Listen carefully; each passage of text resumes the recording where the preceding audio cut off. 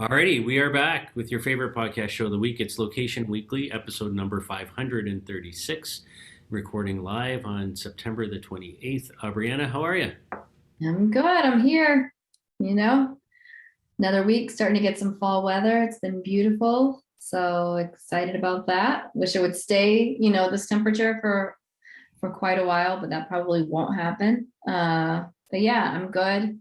Just trying to catch a little bit of baseball and football when I can, which is not often, but um yeah, just moving along. How about you?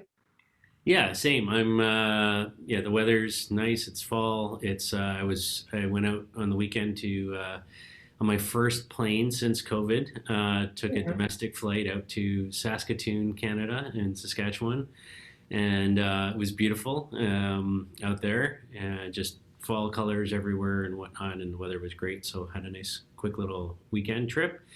And like you, I'm in the heat of the baseball season right now. This is crunch week here in Toronto. So the Jays are one game out of the wild card right now, and they're playing a three-game series starting tonight against the Yankees. So it's yeah, it's down to the wire. Yeah, it'll be a good one. So anyhow, we've got a good show for you. Four stories that we want to walk you through today, and I'll let Aubriana start us off with at least one company out of the two here in this partnership that are quite familiar to us. Yeah, we talked about PlaceIQ not too long ago, and they're back in the news now. They are announcing kind of an expansion to an existing partnership with 605. And I'm not sure if you know who 605 is. I had to kind of do a refresh, and I should know, but they're an independent TV measurement and analytics firm. So they offer, advertising and content measurement.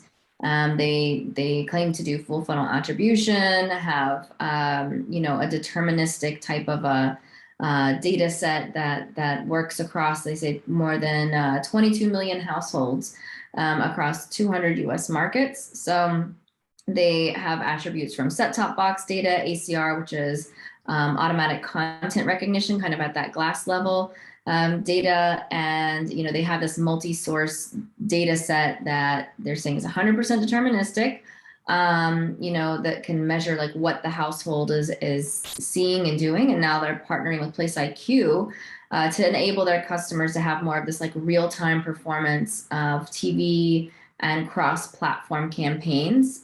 So they'll do this across, QSR, retail, auto, a bunch of different categories. And the data is going to go back to January of 2020. So the clients can go in and kind of create these benchmarks and see how they compare to past campaigns that have run and get really this like key performance indicators and drivers in real time. And so what that will allow them to do, obviously, is make better choices in terms of how they want to apply their media spend and their budget, which campaigns are working kind of across which channels. And so they're saying across about 2,000 brands. And so they'll just like measure who was exposed to the media across different devices and platforms, and then who actually went into the store from the PlaceIQ perspective. So both companies obviously are providing a little bit of their kind of bread and butter to make this happen here. I think that this is interesting. Obviously, measurement and transparency really is becoming more and more important in the connected TV space, and more companies want to know, like, hey, as an advertiser, what am I spending money on?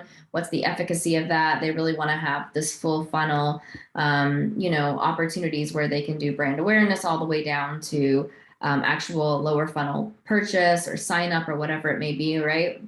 And being able to track that from an attribution perspective is important. And I think this is also interesting that they're announcing this right on the heels of Nielsen losing their MRC accreditation for what they do in terms of measurement, right? And to be honest, like this, it's time for this to be disrupted a bit because, I was a Nielsen household many years ago when my husband and I first moved to Atlanta. We had the box that tracked everything. And it's really interesting just to know how their methodology works is like everybody who falls into the category of bilingual household, Latino, and this age range were deemed by like, this is what this audience watches, right, is what we watch in this entire postcode, which is very, very odd to me because I think that, our, obviously, like our, tastes are going to be very different than probably other people's tastes with similar, background information. So for me, I think that the methodology has been flawed from the beginning. This is definitely a much better methodology to go off of. I think the challenge that they might have would be scale. But at the end of the day, the partnership definitely makes sense. And, I think that they'll see, some advertisers pick this up, especially the fact that they have 2,000 brands that they can report across. So what do you think? Yeah, I mean, I think it's a good partnership. I think that the accreditation part of it that you alluded to, I think, is interesting timing. We've heard of and covered other location data companies, getting accreditation recently as well. So I think it's it's a new world order, right? When it comes to this type of measurement. And as you were talking, I'm also thinking about some of the stories we've talked about in the last few weeks about sort of these new tools, these new platforms that are emerging around sort of taking, say, digital out of home advertising and then, running that same ad or measuring, exposure across OTT and other things. So you're seeing this sort of spread of the media across multiple different types of platforms. And at the same time, you're seeing sort of a widening or expansion of the measurement of, how we look at those things and how we, figure out audience segmentation around that. So, I think this is it's just a whole new way to think about things, right? I think from a location data perspective, I think this is very, very interesting to see companies like PlaceIQ finding new revenue in an area that we wouldn't have thought of 5 years ago at all, right? And I think that sort of thinking about our core mission at the LBMA, how we've from day one talked about this intersection of people, places, and media, and it being all media, television, out of home, radio, everything. I think that you need to look at that cross segmentation across different media types, right? And I think finding tools that can help you measure that and blend the location data and where people are and where they're going against sort of the what the performance of the advertising looks like and what's been displayed there and all of that, I think becomes really interesting. So I like this partnership. I think it's got some legs and it's got some potential, as something that can make an impact on the industry. And, as you said, with Nielsen sort of losing their accreditation, I think timing is really good. So, yeah. Yeah. All right, on to our second story. So there's a company called Logiq, Logiq. It's a publicly traded company, and they are launching a new geofencing platform. So, I kind of read through this story, and I have to say it's like one of those stories where I'm like, not really, super excited about it. It's kind of like, why are we talking about geofencing now, like in 2021? Like this is something that hundreds of companies around the world have platforms that do this in some form or fashion. And I think the only thing that I really see in kind of what they're doing is they talk about this sort of as an alternative to mobile IDs, which we know are kind of going away and getting harder, by blending multiple different signal sets into this Wi-Fi and RFID and GPS signals and cellular network data all into one. That's a message that's very familiar to me here at my other company, Ground Level Insights.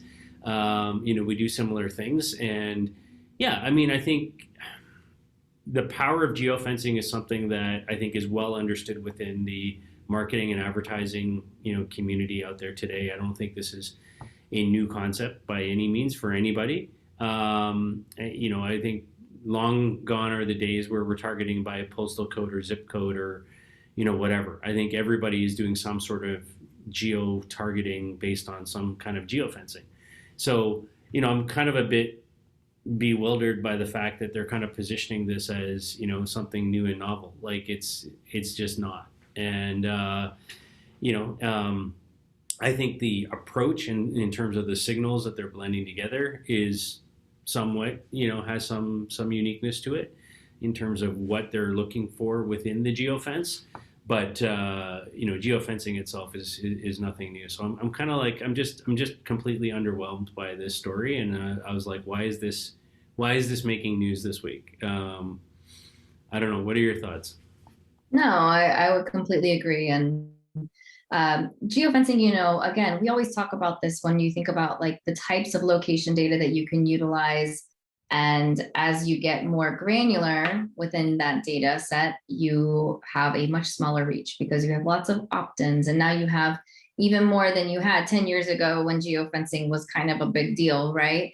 You have, you know, much more compliance and legislation on how you have to get the consent for those opt-ins. And not only that, but traditional geofencing, you know, through integrations with the actual carriers and understanding the more granular location, it's actually quite costly. So I think that there's just a lot of nuances around this. And as you mentioned, yes, maybe they are using some new technology to do that, but that doesn't change the amount of reach and scale that something like this is going to have. And I think that just having a general understanding of context for consumers, as well as perhaps, you know, where they spend a lot of time in terms of like what zip code are they in or something like that, could be probably equally beneficial than knowing, okay, they're right outside the store at this moment, I'm going to send them a text message. Because again, that gets into like the creep factor and nobody wants to feel that way, right? So I think that, you know, where I see opportunities for geofencing is more around in-app, like we see, who is it, Blue Dot, right? You know, where they have these different triggers and things that can be set up when you've already given consent to a specific application, you know, but when it comes outside of an app or just through an opt-in with your phone number, I feel like it's problematic. You know, it's just not the way that we're moving in this industry right now. And yeah, I agree. I don't think that it's newsworthy. All righty, let's move on to our next story then. All right. So Robomart, I don't know if you guys are familiar with them, but they are a startup. They launched this summer out of West Hollywood, California, and they have created this, you know, this direct-to-consumer type of a play that really is allowing retailers to plug into this hyper-local service. So they have really speedy, fast delivery, and they offer like, you know, really quick turnaround time, maybe around 2 minutes or so. Think of like ride hailing, except, you know, you are hailing some goods, an assortment of goods. They have this curated goods on a Robomart van, and it brings the store to the shopper, which is really cool. I love this. I think this is great from a convenience factor. I want to see more of this with like produce. I want to see more of this with maybe like, I don't know, fresh juices or fresh meat or, you know, things like that. I can see this expanding way beyond just an assortment of curated like quick goods like diapers or, you know, snacks or milk or things like that, right? So they are allowing the shopper to go ahead and select the goods. They charge them through RFID. And so there's like, it's like checkout free, you know, you just grab what you want and then it charges the consumer. And this, you know, we recently didn't talk about this on the show, but Kroger and Instacart, you know, we've talked about Kroger and Instacart both, but, you know, they just announced recently this virtual convenience rollout where they were promising 30-minute delivery of 25,000 different items across 50 million households in the US. But, you know, Robomart kind of is doing their own thing and maybe working with several different retailers, which is really cool. So they carry about 500 packs of 50 everyday products. They're regularly monitored and replenished. And, you know, they've got this whole like full experience. So they say that they can have this delivered to a consumer in under 2 minutes. The average engagement time, you know, the time consumers looking is about 9 minutes.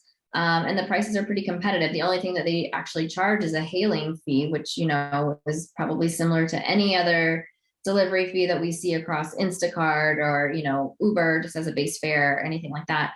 But there's no minimum order. So this is really cool. I think that this is great because you can do so much with it. And I would love to see Robomart expand into where they're not only working with specific retailers, maybe at a national scale, but also with small businesses. This is where you can plug in those items from, local to have that really cool curated experience. So maybe you have, a van that includes a bunch of different local artists or different local produce, like I was saying, kind of that fresh farm to table feel.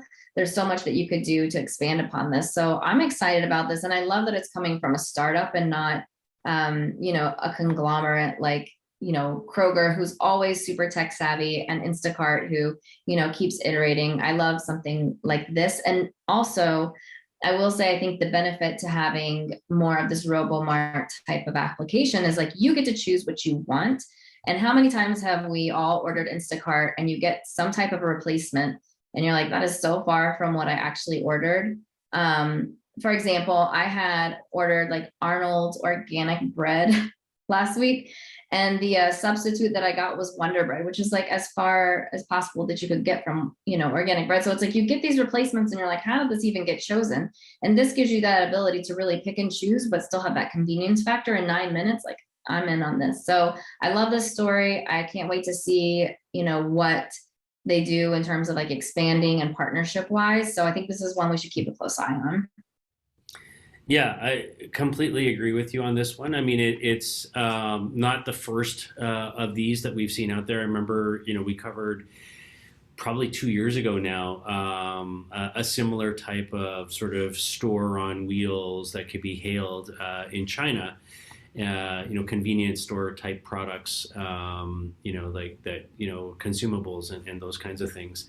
And they had fresh fruit, and they had like, chocolate bars and chips and, even some sort of, clothing items, and umbrellas and things like that. So I think there's definitely a market for this. And I'm with you. I think that there's an opportunity here for local business. I think there's, I could see Amazon getting into this space. I could see, 7-Eleven getting into this space. I could see all sorts of different, retail brands kind of, taking this approach, right?